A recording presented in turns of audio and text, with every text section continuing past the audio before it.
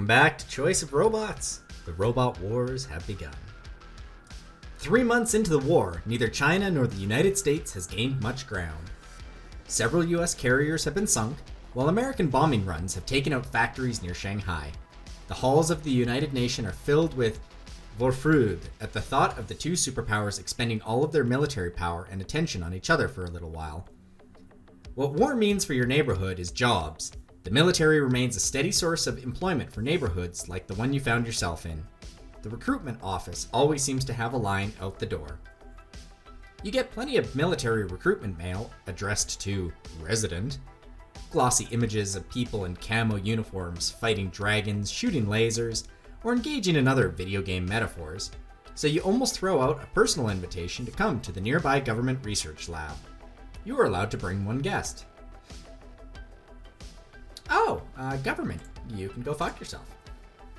This is what I think of the military, you say, ripping up the invitation ostentatiously in front of Miku. In your small apartment, it's hard for Miku not to notice everything you do. So you do not believe in the many broadcasts that claim allegiance to the country is essential in this time? Miku asks.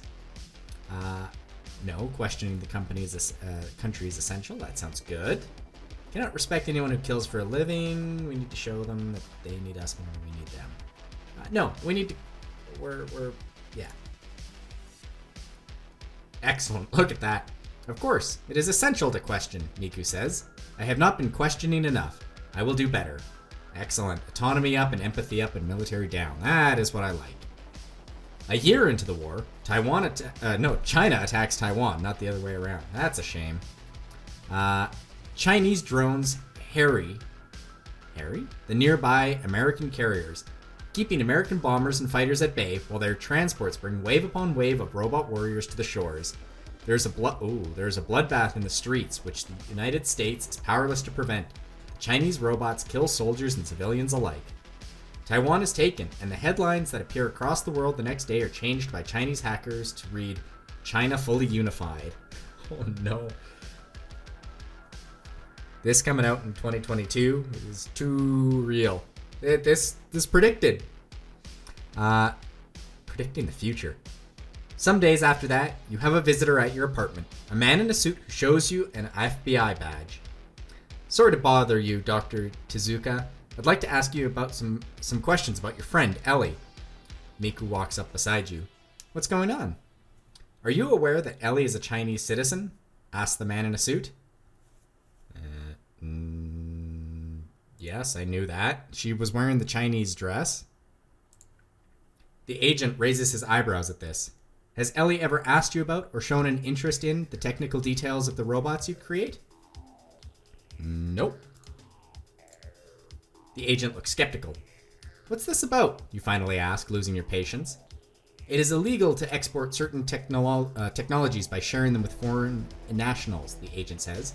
Because Professor Ziegler has incorporated your AI algorithms into the US classified military technology, that puts your technology on the restricted exports list. But I didn't share any information with her. I see, the agent says. He gets out his phone, a clunky black thing that looks government issued. Miku walks up to the agent, curious about the phone, but the agent pointedly ignores her. I suppose that's plausible, he says, examining something on the phone. Very well. Let me know if she does anything suspicious. The agent turns to leave. We're not gonna have Miku attack the agent. We don't care who Ellie is. Right? Show stats. Yeah, Ellie's just some chick that we had a crush on earlier in our life. 7 years ago. We don't really care. Yeah, we really don't care. We're not texting her. That puts us on a watch list. I don't want to question her. Yeah, if they're gonna start fucking... leave us alone. I just want to be left alone with my cute robot. Is that too much to ask? The agent's smile is bitter. We're just some guys.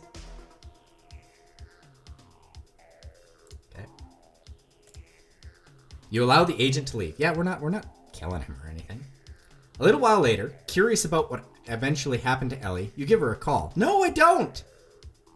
But you only get the message saying that the number has been disconnected. You hear rumors of some Asian Americans being disappeared to concentration camps, and you wonder whether that was Ellie's fate. What will you do while the war goes on? I want to make a new robot that looks more human than Miku. Oh no. Oh no!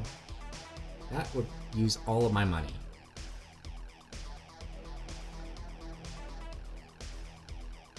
I will ask Miku what she wants to do and help her do that. I kind of like that.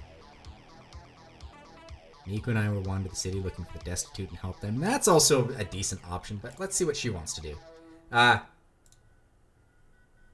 She's got some autonomy. Let's see how this goes. I think I would like to help people. Yeah, see, that was the option anyway, and that's what we chose. Miku tells you. A worthy enough goal, you think? So you help Miku search the city for people who need help. Each person you meet on the street is unique. The schizophrenic man who stopped taking his medication because he was afraid the government was using it to control his thoughts. The young girl who ran away from home with her dog because she heard her parents were going to put it to sleep. The veteran who lost his arm and simply couldn't imagine any kind of work that didn't require it. The most common thing each person needs is a sympathetic ear, which Miku provides. Her curiosity ends up providing a kind of Socratic therapy. Why did you think the government was controlling your thoughts? Why do you think your parents wouldn't want you back? In many cases, these questions are all that is necessary to cause the questioned person to think about how to restart a normal life. Oh, that's amazing. We're fixing people, one person at a time, with our 3-foot-tall Miku robot. The mental image is pretty good. Soon you find that Miku's fame precedes her, and the people you meet hope to be healed or blessed by Miku's touch alone. Oh no, we're getting into cult territory here. Miku then continues the interaction as before, finding some way to help the person, but that happiness at being blessed sometimes seems that is all that is necessary. Miku gives these people a focus for faith, in an age that has told them not to believe in anything but technology. You begin to see icons of Miku spring up around the city. This is not good. Miku seems somewhat dismayed at the attention, and one day asks you directly, do you think it is right for them to worship me? Do you encourage Miku to attract these followers? No, we don't want a cult. We're just good people. Why does everything have to go to the extreme in this game? By the way, fame. We've got our own Wikipedia page. That is a good enough goal for me. No, don't create a cult. Please don't do that, you tell Miku. You may think that you are just as good as the world's major religions, but these people will be better served by one that's stood the test of time. Miku reluctantly obeys and begins directing the people who worship her to move to more established religions. Yeah, that's a weird one. That's a really weird one. I'd lose the autonomy, but I get the empathy. Yeah, that's fine. The war is apparently in a stalemate, with both sides unable to gain much ground. China gained Taiwan, so that's not true. Turns out, the Pacific Ocean is pretty good at discouraging equally matched countries from attacking each other. You are working on Miku in your apartment, tightening bolts and replacing a worn-out plastic tendon, when Miku looks distant for a moment. I think I have a call for you, Miku says uncertainly, on my Wi-Fi port.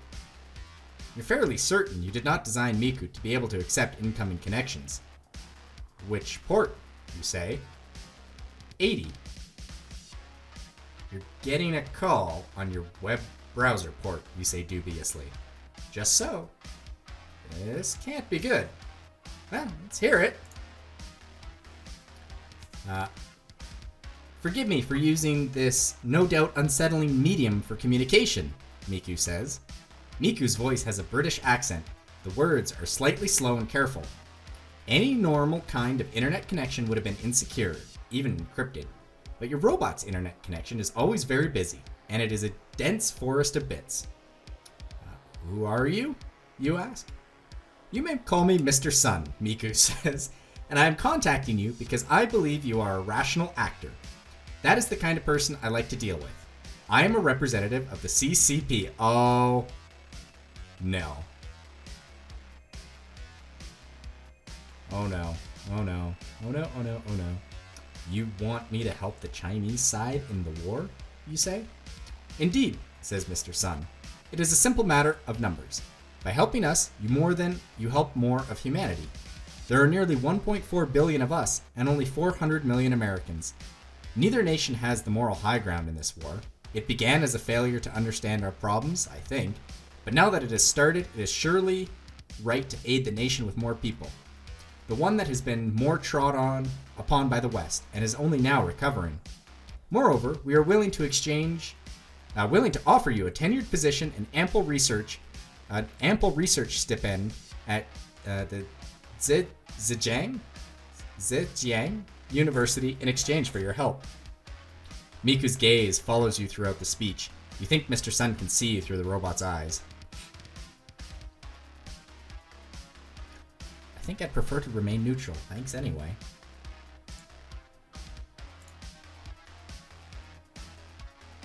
The connection is lost, Miku says. Mr. Sun has hung up. Miku's eyes widen, and then she slumps, wilting. I don't feel good. My cell phone batteries feel hot. Uh-oh. You realize that Miku may be the victim of a cyber attack using the same port that Mr. Sun used to contact you. Perhaps Mr. Sun intends to eliminate the evidence of this conversation by eliminating you.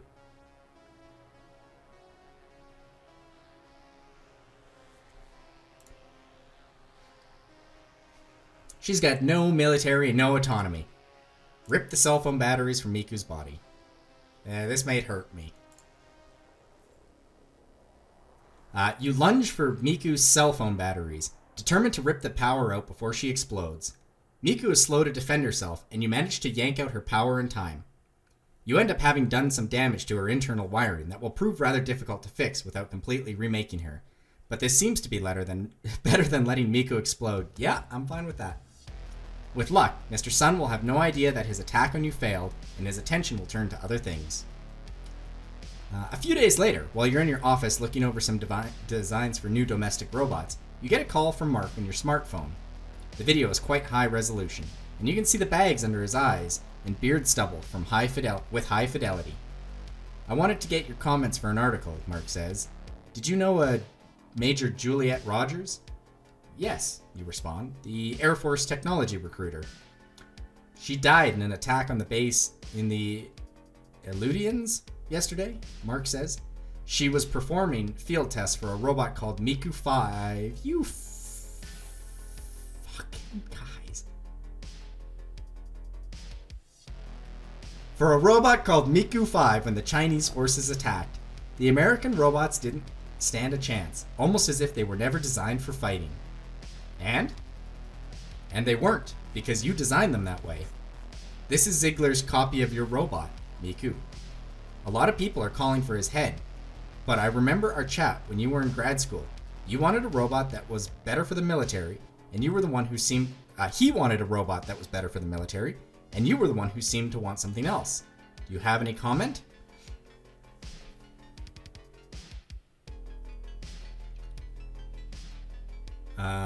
It's not my fault that the military tried to misapply my technology to war. This is the one I feel like. I'm sorry, I wish robots could have saved her. Kinda true, but also don't use my robots. How many people were stationed? We're curious about that. How many copies of Miku? These two are juxtaposed.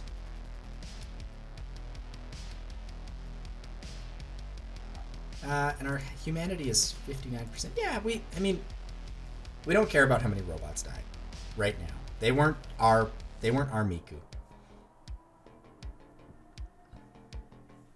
It's not my fault. Mark writes a defiant piece in which he questions the other articles that lionize Major Rogers. He writes about how your robots were never intended to go to war, yet how Ziegler and his sponsors could only see war machines in them. The article draws enough attention to win a MacArthur Fellowship. Fame, well, nice. The committee awards it to you in the hopes that you will continue to work towards a peaceful future. Damn straight. We have some income. We're nationally famous. Ziegler, he's still okay. Everybody else, we really don't care about anybody else. The war ends in a stalemate, with each country unable to extend enough power to the other continent to continue the assault. A truce is negotiated in which Taiwan remains under Chinese control and the trade sanctions of both countries are lifted. The treaty also defines industry sectors where robot labor is forbidden and minimum wage is established. You piece of shit. So both countries can have a middle class again. Both countries proceed to break the spirit of the treaty, but in different ways, and life goes on. I want to build a robot that knows how to love. We're short on grace?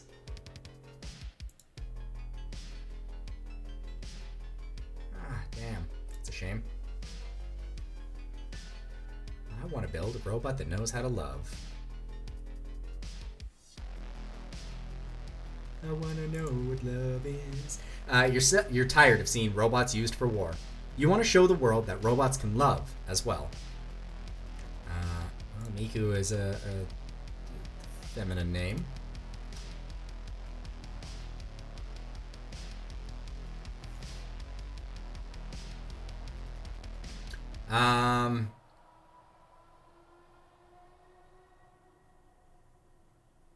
Galatea? No. Key? No. Flame? No. These are terrible names.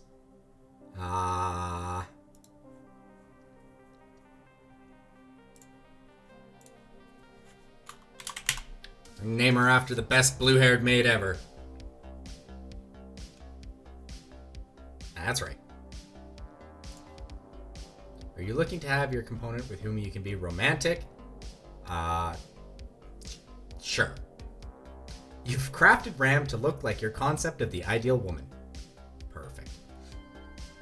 The process of creating this wondrous robot took a lot out of you, but you learned much from the experience. She is truly a masterpiece, painfully beautiful to look upon. Amazing. Like Sleeping Beauty, Ram lies on the floor of your bedroom, awaiting your touch to awaken. Chapter 6B, Empathy. Okay, so this must be like a prologue. Well, you know what? We're only 18 minutes in, give or take. Also, we're impressive at Grace now. That's nice. It is the year 2034, 5 years after the war with China.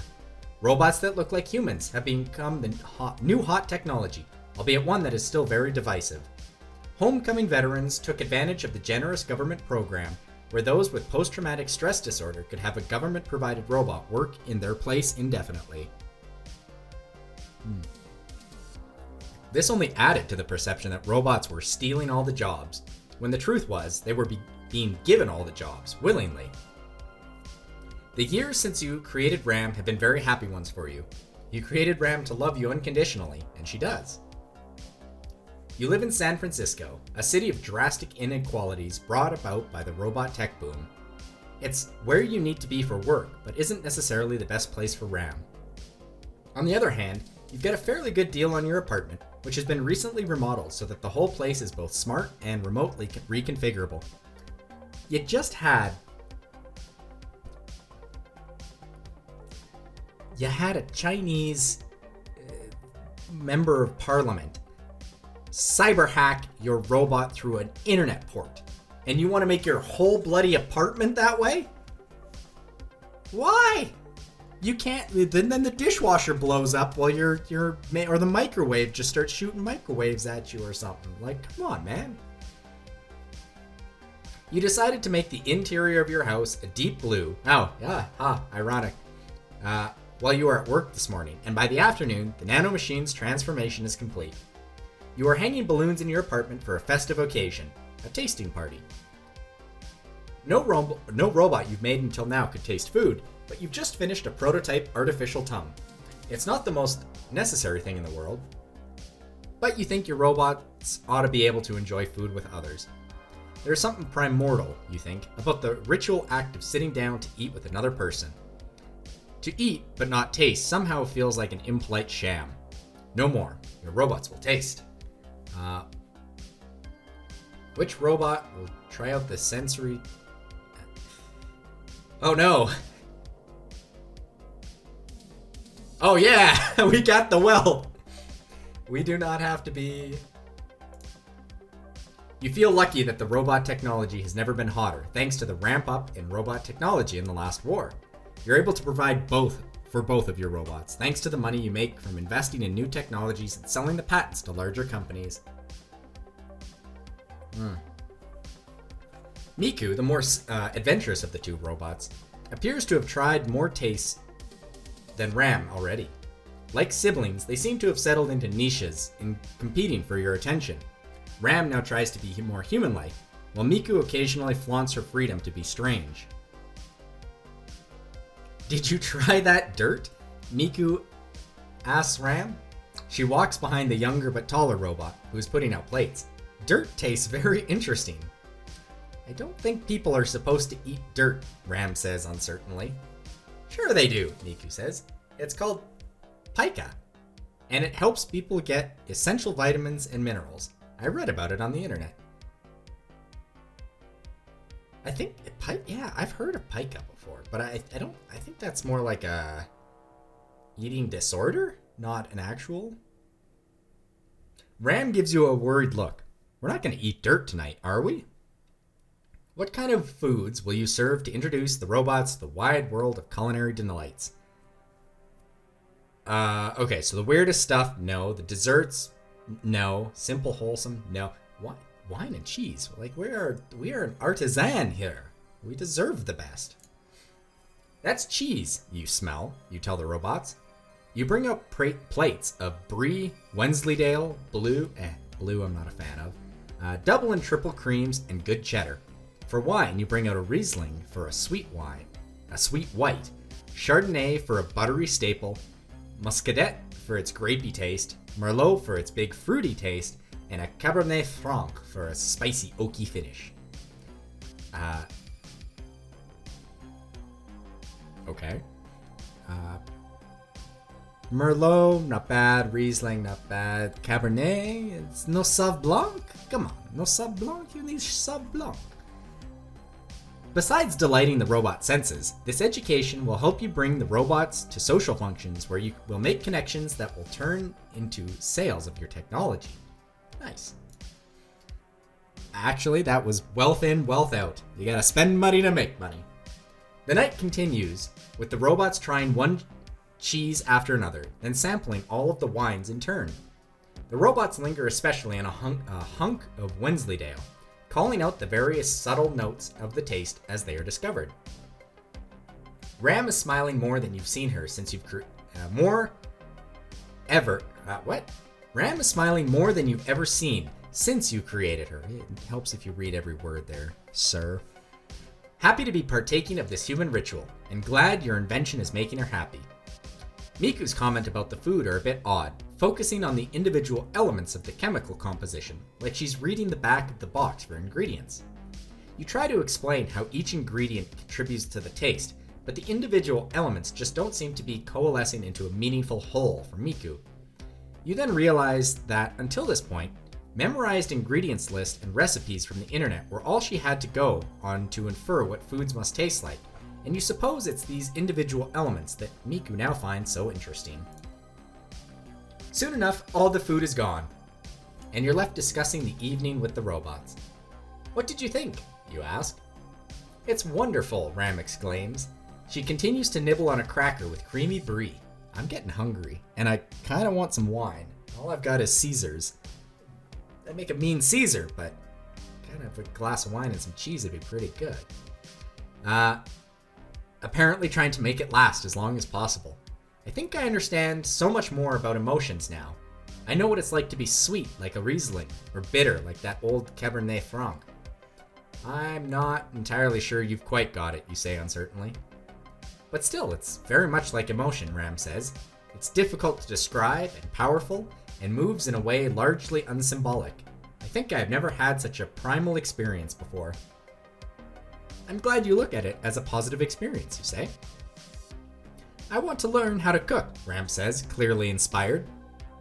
Of course, you say.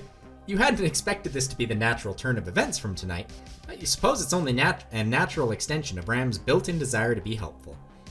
The evening continues pleasantly, with you chatting with Ram and Miku about the subtleties of taste over glasses of Cabernet Franc until the small hours.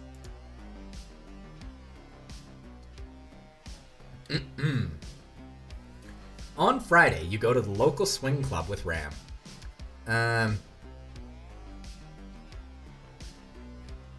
Yeah, I think it means like classical swing, like, electro jazz and stuff like that. You wait in line to the dance hall, a converted YMCA basketball court, behind some women wearing snazzy polka dot skirts and men wearing vests and newsy hats. Yeah, like the 1920s, 1930s style swing. Along with some younger folks, college age maybe, who are probably here for the first time, judging by the guys' t-shirts, too shabby, and the women's high heels, too impractical. About half of the snappy dressers are robots. You can tell because of the way they stand. A little too straight, but someone who didn't design the balance algorithms probably wouldn't notice. You don't think of any of the young people are robots. It would be surprising, you think, for someone to spend all of the money on a robot and not pay to dress it well. You pay admission for you and Ram. Robots are cheaper than humans, you notice, and enter the dance hall, where they're decorated with fake portholes and life preservers, along with a large banner that says Happy 100th Anniversary, Anything Goes. Is this supposed to be like Titanic style? The lights are all up currently, as two robots in the center of the hall have just started a swing dancing lesson. Slow, slow, quick, quick, says the male robot to the pair, demonstrating robots and humans in a circle around the instructors trying to mirror the steps with varying degrees of success. I'm not entirely certain why you've brought me here, Ram whispers, or why everyone is moving like this. Surely you've looked up swing dancing in your knowledge base before coming, you murmur. Yes, but its explanations of why are all circular, Ram says. Why do people like to dance?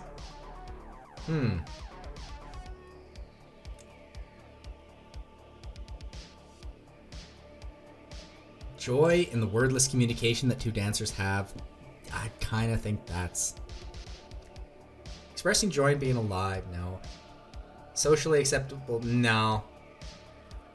No, it's...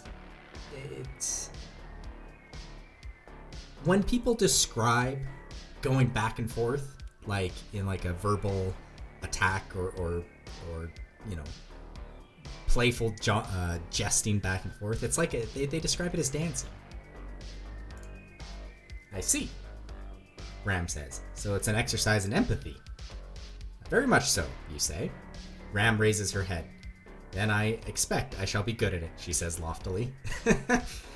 You notice Mark the reporter in the corner of the dance hall, typing away.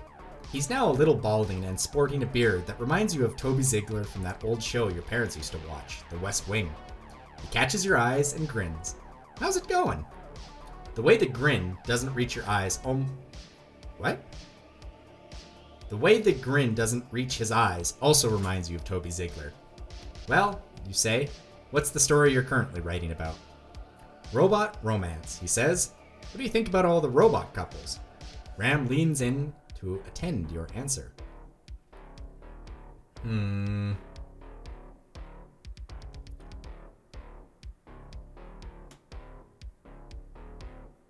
These two are both good. But do we have any... Yeah, Mark is not a... So Mark, I guess we could have a decent friendship with Mark if we were nicer to him, but we don't. He was never nice to us. I think everybody needs to find their own path to happiness, yes. Ram gives you a speculative look. She seems pleasantly surprised. Mark nods. Thanks. He keeps going. He goes back to typing up his article.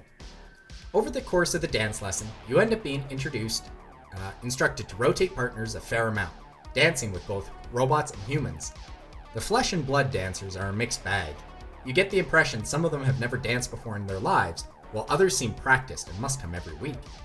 You yourself danced plenty back at MIT, but that was almost 20 years ago now, and you welcome the refresher.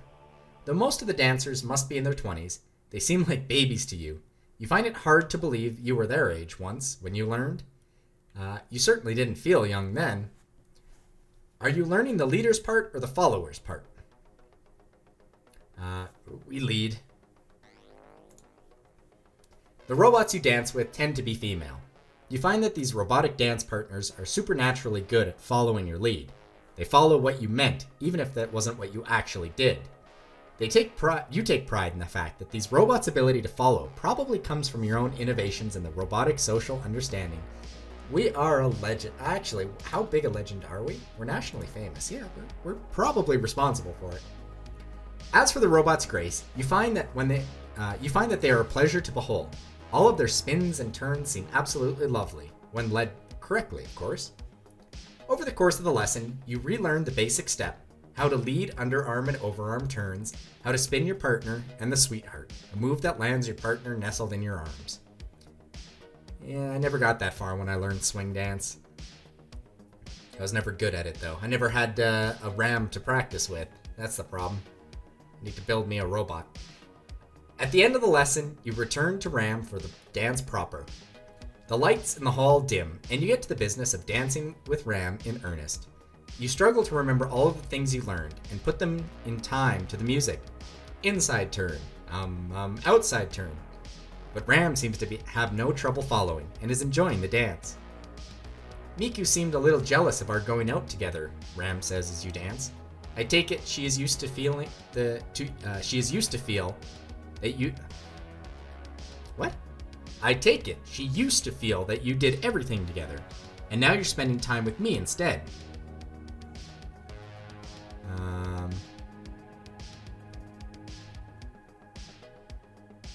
We don't want to have them decisive. This is a fair statement, but no, be nice to her. She's probably feeling left out. Of course, Ram says. Perhaps now that there are a few more robots in the world, you could consider letting her out to interact with them more. That's true, you say. The future has crept up on you. Because there was no other robots when Miku was made, you hadn't really given the thought to building a social life for her beyond yourself. That's a good idea. For a time, the two of you just dance. There's a lot of Cole Porter tonight. Night and day, then love for sale. It must be because of the Anything Goes anniversary. Do you want to be a couple? Ram says suddenly. With me? I think we are. Ram smiles. Good. And although I'm not a great romancer, I know that you're bound to answer when I propose anything.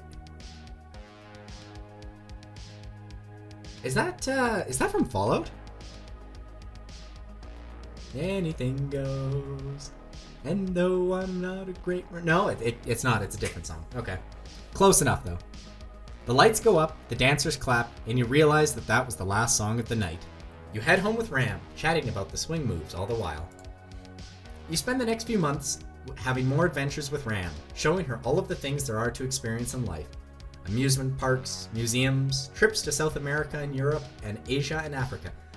We can go to Asia. I guess, well, maybe we can't go to China, but maybe we can visit like Japan and Korea and things like that. Ram seems very happy. It's well into the evening, and Ram is holding aside a curtain to look out the window at the bright lights of the city. You can tell Ram is curious about something, but she is always too timid to ask for things she wants.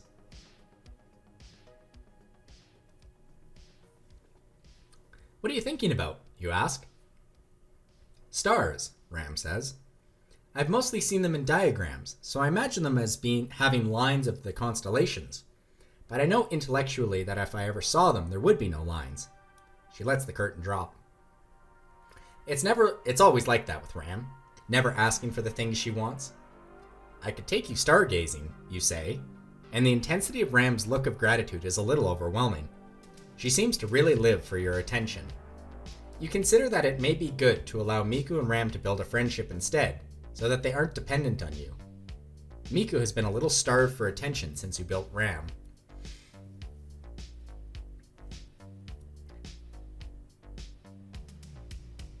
There's no good choice here. There's really not, but Alright, let's go together, you say. Ram looks thrilled. Oh, thank you. The two of you drive to a forest reserve an hour away, where the city lights are just a halo on the horizon. You set out a blanket, and the two of you lie side by side to look at the stars. You yourself hadn't thought about the stars for a long time until now. You can really see a lot of them out here in the countryside. Ram gazes up at the stars quietly.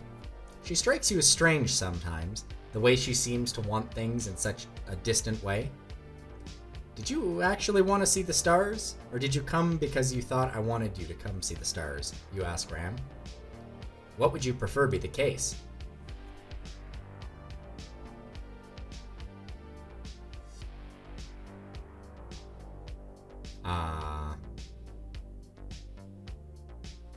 Well, let's go all in.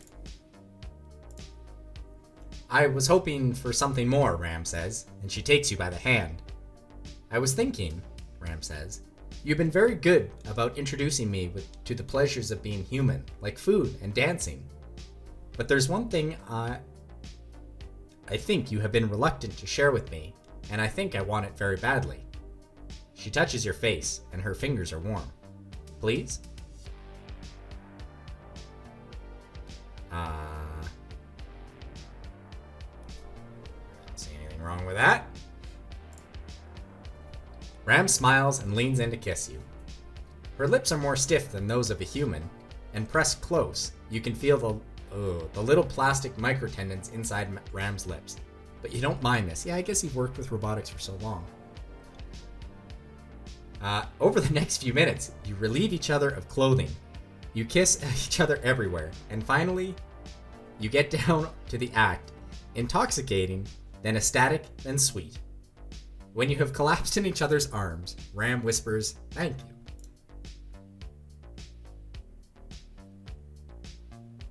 After many months of living together with Ram, one day she shows you an article online about how Canada is the first country to legalize human-robot marriage. What do you think? Ram asks. I think Canada needs to get his shit fixed, and it might actually be good again.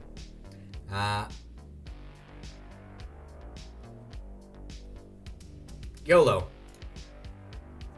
Oh wow, four achievements. That's pretty good. You move to Canada to marry Ram, who's thrilled. You and Ram hold hands, say your vows, and are happy. In the years to come, other countries legalize human-robot marriage, but you don't think you could have waited another day. Well, Chapter 7, The Ways to Say Goodbye. I don't like the title of that, but that'll be for next time. Till next time, guys. Later.